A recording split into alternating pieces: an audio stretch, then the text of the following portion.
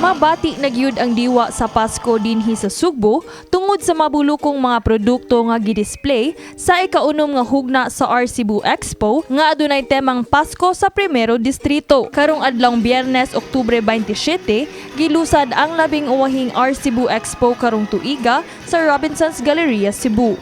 Kini gitambungan ni Cebu Governor Gwendolyn Garcia, Congresswoman sa 1st District Rhea Gullias ug mayor sa mga syudad ug lungsod nga lakip sa maong expo.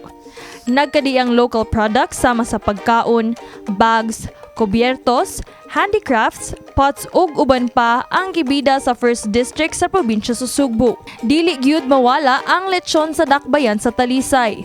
Ang lungsod sa Minglanilla adunay daghang handcrafted products lakip na mga designer-inspired bags nga gigama gamit sa native materials. Mga native bags pero with a twist of modern. So as you can see, kuha na siya, modern look na siya. Like for this one, this kaning Dior. So Dior ni siya na-inspired. Then ang amog yung advocacy is maka-help ko sa akong mga sewers, mga single mother. Mga paintings, wooden furniture ug mga kubyertos sab ang dala sa lungsod sa San Fernando. Sa habig sa Cebu nga, nagkadiiyang mga kaang ang ilang gitanyag. Ug syempre, naasad ang lami ang chicharon ug ampaw sa syudad sa Karkar. Sa habig sa Naga, dili mahimo nga dili matagad ang baligya nga mga galyon o barko nga gigama gikan sa papel. Ang maong produkto hinimo sa mga persons deprived of liberty kun PDL sa City of Naga. Dako jud kay siyang tabang kay sa pag market sila mga product kay ang mga halin ani nila is among ibalik ra pod sa PDL.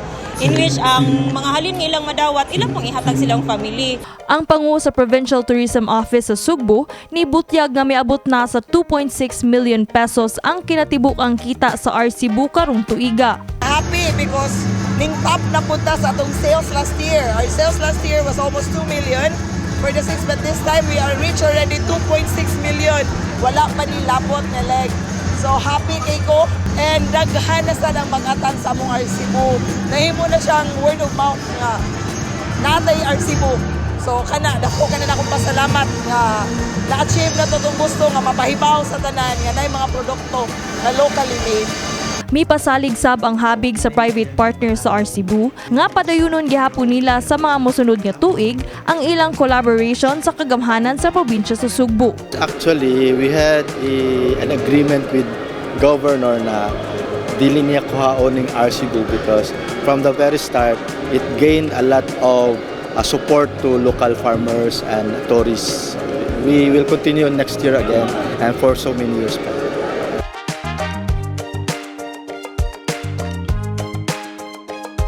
Alang sa mga nangita ug pasalubong alang sa ilang pamilya, mamahimong mobisita sa RCebu Expo sa Robinsons Galleria hangtod karong Domingo, Oktubre 29.